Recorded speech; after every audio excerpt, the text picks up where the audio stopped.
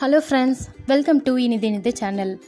இந்த சேனலை இப்போ தான் ஃபர்ஸ்ட் டைம் பார்க்குறீங்க அப்படின்னா உடனே சப்ஸ்கிரைப் பட்டன் ப்ரெஸ் பண்ணிக்கோங்க. கூடவே பெல் ஐக்கான் இருக்கும், அதையும் கிளிக் பண்ணி ஆல் கொடுத்துக்கோங்க. உங்களுக்கு இந்த வீடியோ பிடிச்சிருந்துச்சுன்னா லைக் பண்ணுங்கள், ஷேர் பண்ணுங்கள், கமெண்ட் பண்ணுங்கள், மறக்காமல் சப்ஸ்கிரைப் பண்ணிக்கோங்க. என்னோட எல்லா வீடியோஸையும் மிஸ் பண்ணாமல் பாருங்கள். இன்றைக்கி நம்ம பார்க்க போகிறது எல்லாருக்குமே ரொம்ப பிடிச்ச கடாய் பன்னீர்.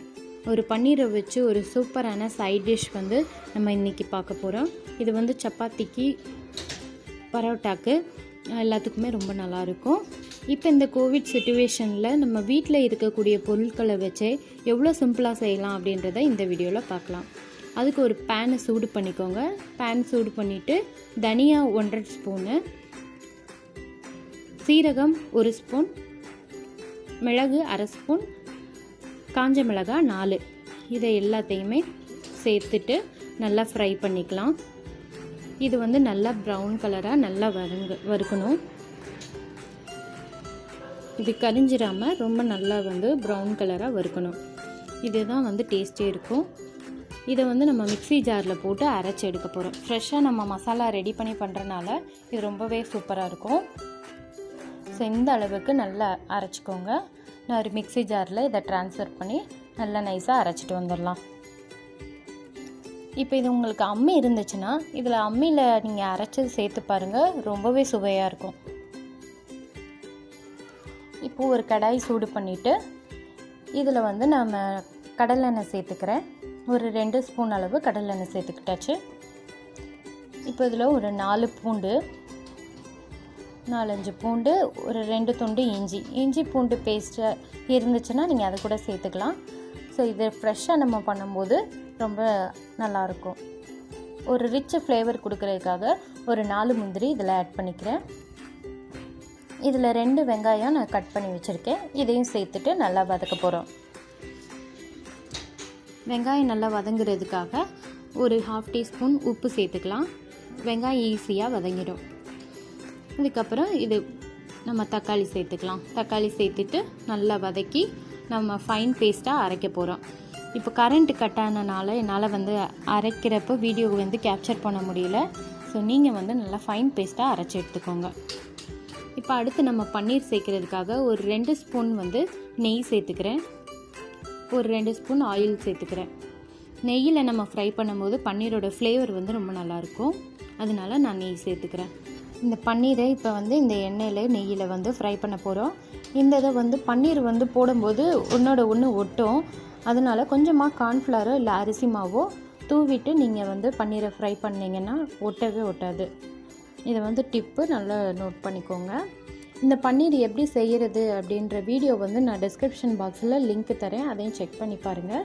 நான் ஏற்கனவே பன்னீர் டிக்கா மசாலாவும் போட்டிருக்கேன், அதையும் நீங்கள் வீடியோவை பாருங்கள். அதுக்கும் கடாய் பன்னீருக்கும் ரொம்பவே டிஃப்ரெண்ட்டாக இருக்கும், டேஸ்ட்டாகவும் இருக்கும். ஸோ இப்போ நம்ம வந்து அந்த எண்ணெய் மிச்சம் இருக்கும், ஃப்ரை பண்ண எண்ணெய் மிச்சம் இருக்கும், அதை வந்து ஒரு கடாயில் ஊற்றிட்டு ஒரு வெங்காயம் ஸ்லைஸ் பண்ணி வச்சுருக்கேன், அதை சேர்த்து நல்லா வதக்க போகிறோம். வெங்காயம் வதங்கினோடனே ஒரு 1.5 டீஸ்பூன் அளவு காஷ்மீரி மிளகாத்தூள் சேர்த்துருக்கேன். நீங்கள் சாதா மிளகாத்தூள்னால் கொஞ்சம் கம்மியாக சேர்த்துக்கோங்க. 1/2 டீஸ்பூன் வந்து மஞ்சத்தூள், 2ஐயும் சேர்த்துட்டு இப்போ நம்ம அரைச்சி வச்சுருக்கிற மசாலாவையும் சேர்த்துக்கலாம். வெங்காயம் தக்காளி அரைச்சோம்ல அந்த அளவுக்கு ஃபைன் பேஸ்ட்டாக அரைச்சி நீங்கள் ஃப்ரை பண்ணிக்கோங்க. அதுக்கப்புறம் நம்ம அரைச்சி வச்சுருக்கிற பொடி அதையும் சேர்த்துக்கலாம்.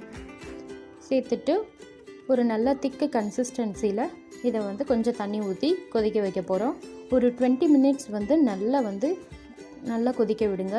இதோட பச்சை வாசனை எல்லாம் போகிற வரைக்கும் நல்லா கொதிக்கணும். அப்போ தான் இந்த கிரேவி வந்து ரொம்ப சூப்பராக இருக்கும். ஸோ இப்போ நம்ம வந்து கொதிக்க விட்டுடலாம். ஒரு மூடி போட்டு ஒரு 20 மினிட்ஸ் நல்லா கொதிக்கட்டும். இப்போ அதுக்குள்ளே நம்ம வந்து ஒரு மிக்ஸி ஜார் எடுத்துக்கோங்க. இதில் கொஞ்சம் தேங்காய் எடுத்துக்கோங்க, ஒரு 4-5 முந்திரி, 1 டீஸ்பூன் சோம்பு, இதை சேர்த்து நல்லா ஃபைன் பேஸ்ட்டாக அரைச்சி அந்த கிரேவியில் நம்ம சேர்க்க போகிறோம். ஸோ நல்லா ஃபைன் பேஸ்ட்டாக அரைச்சிட்டு வந்துடலாம்.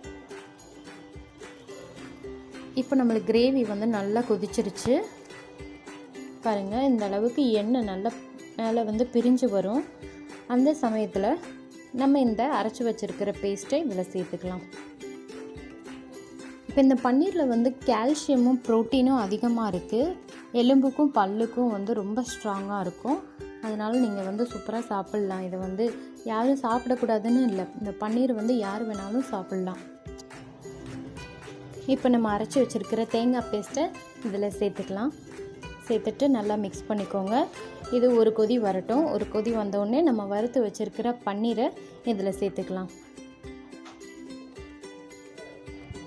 பன்னீர் அப்படின்னு சொன்னாலே குழந்தைங்களுக்கு ரொம்பவே பிடிக்கும். அதோட இந்த பன்னீரில் வந்து இம்யூனிட்டி பூஸ்டர் இருக்குது. நம்ம ஸ்கின்னுக்கும் ரொம்ப நல்லது, நல்ல க்ளோவை கொடுக்கும். அதனால் நீங்கள் பன்னீர் வந்து நீங்கள் ரெகுலராக ட்ரை பண்ணுங்கள், ரொம்பவே நல்லது. இப்போ நம்ம வந்து நல்லா கொதிச்சு வந்துருச்சு. இந்த மாதிரி ஒரு கொதி வந்ததுன்னா போதும், நம்ம தேங்காய் சேர்த்துருக்கிறனால. இப்போ வறுத்த பன்னீரை வந்து நம்ம சேர்த்துக்கலாம்.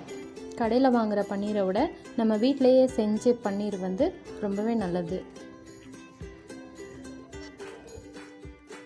அவ்வளோதான், நம்மளுக்கு பன்னீர் கிரேவி வந்து தயாராகிடுச்சு. ரொம்பவே சூப்பராக இருக்குது, பார்க்குறதுக்கே சாப்பிடணும் போல் இருக்கும். இதோட ப்ராசஸ் வந்து கொஞ்சம் அதிகமாக இருக்கிற மாதிரி தெரியும், பட் இன்ட்ரெஸ்ட் எடுத்து பண்ணி பாருங்கள். அப்புறம் வந்து சப்பாத்தி செய்கிறப்பெல்லாம் வந்து நீங்கள் இந்த கடாய் பன்னீர் தான் நீங்கள் செஞ்சு சாப்பிடுவீங்க, அவ்வளோ டேஸ்ட்டாக இருக்கும். ஸோ இதில் மேலே கொத்தமல்லி தூவி நம்ம சர்வ் பண்ணிடலாம். நான்வெஜ்ஜெல்லாம் சாப்பிடவே தேவையில்லை. ஸோ அந்தளவுக்கு இந்த கடாய் பன்னீர் வந்து அந்தளவுக்கு டேஸ்ட்டாக இருக்கும். இது வந்து ரெஸ்டாரண்ட்டில் போய் தான் சாப்பிட்றோம் அப்படின்னு இல்லை, இது ரெஸ்டாரண்ட்டில் தான் மேக்ஸிமம் வந்து கடாய் பன்னீர்லாம் கிடைக்கும். அதை விட அதிகமான டேஸ்ட்டில் வந்து நம்மளுக்கு வீட்டிலையே செய்யலாம் அப்படின்றத வந்து நம்ம இனிது சேனலில் இப்போ பார்த்துருக்கோம். ஸோ இந்த மாதிரி இன்ட்ரெஸ்டிங்கான ரெசிபி உங்களுக்கு வேணும் அப்படின்னா ப்ளீஸ் கண்டினியூ வாட்சிங். இந்த வீடியோ ஃபுல்லாக பாருங்கள். இனிது வீடியோலாம் எல்லா வீடியோவும் பாருங்கள், உங்களுக்கு கண்டிப்பாக யூஸ்ஃபுல்லாக இருக்கும்.